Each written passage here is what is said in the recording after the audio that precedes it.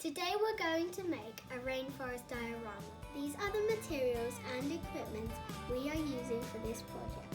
Paints and brushes, modelling clay, pens, pencils, rubber and scissors. And maybe a ruler. Some stickers, hot glue gun and glue stick, PVA glue, pebbles and small rocks. Have a look at your recycling bin and see if you can find anything useful for the project. This is the shoebox we're going to use. And we like this shoebox because it's already green inside, so we won't need to paint it. We have printed some tropical plants to cut out and paste with scissors and glue. Carefully cut the plants and leaves and arrange them nicely to make a leafy background.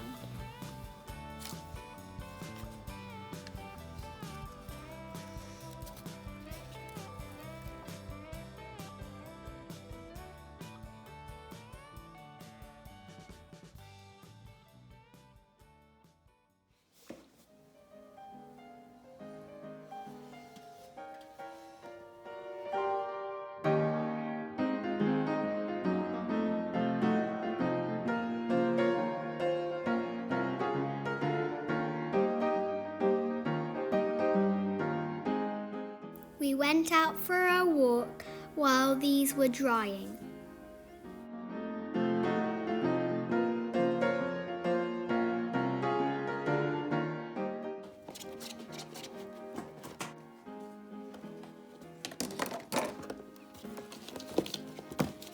We're going to attach this to the background like this, using a glue gun. Make sure parents are there to help you. After gluing the painted box and plastic sheets, the waterfall was created by a series of long vertical lines using the hot glue gun. We also glued some cotton balls to create the effect of the water scattering at the bottom. We are going to cut this into the shape of our river so that we can stick it on here. And we've got some sticks for our trees. We're going to use some PVA glue. We poured PVA glue to create our river, but if you happen to have water-risen epoxy, that would have a better effect because the PVA glue will not keep this beautiful texture.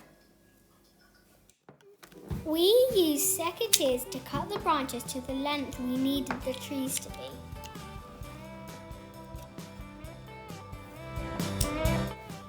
I asked my dad to help me drill a hole where I am going to insert a tree.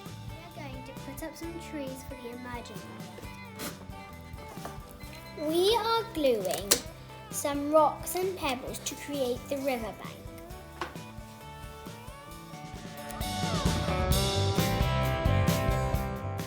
This is moss to create some bushes.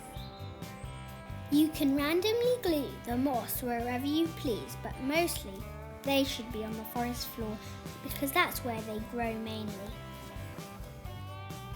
Now it's time to put up the trees.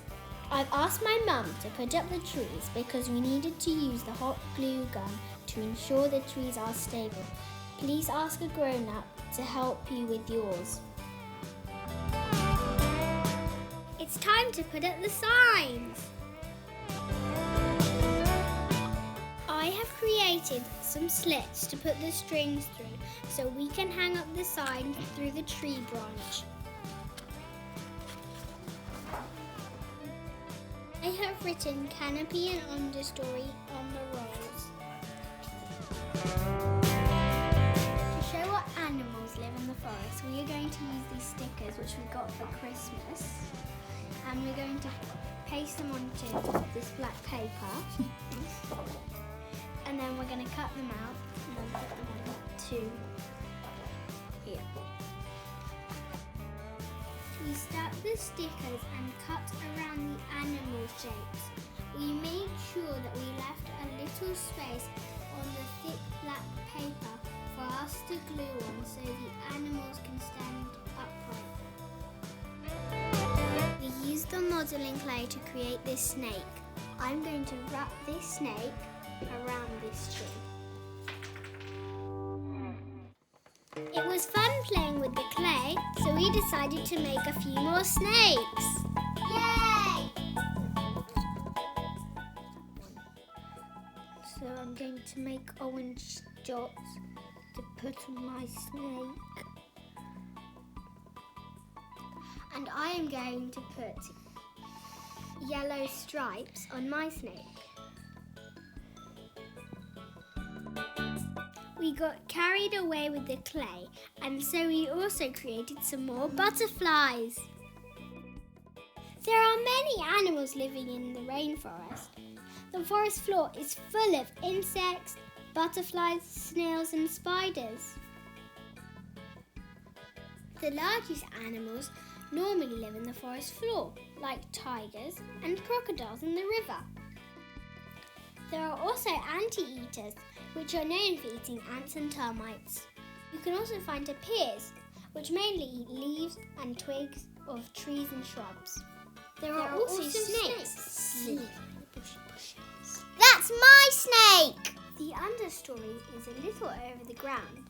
It is dark and cool with very little light. Some animals in the understory are snakes, lizards and jaguars. Jaguars spend a lot of time on branches so they can survey the area and look for prey.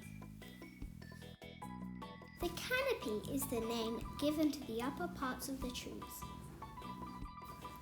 This leafy environment is full of insects, arachnids and birds.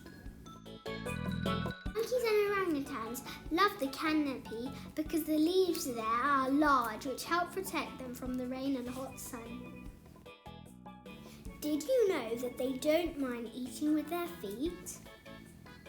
Sloths enjoy hanging around upside down in the leafy canopy. They are known as the lazy cat potatoes. But did you know that once upon a time, before the Ice Age, sloths were the size of elephants and were incredibly aggressive? So far, we have covered the forest floor, understory and the canopy. Let's move on to the emergent layer. The emergent layer consists of the tops of the tallest trees, which are much higher than the canopy's height. There you can find bats and many different types of birds, like toucans, harpy eagles and scarlet macaws. One of our school activities was to create a balancing scarlet macaw. After colouring it, I glued it on a cardboard, cut it out and stuck 1 penny on its tail. The idea is to make the scarlet macaw balance on the table. And here it is, proudly resting on the emergent layer. Here's the completed Rainforest Diorama. We hope you enjoyed it and we hope it has given you some ideas for your project.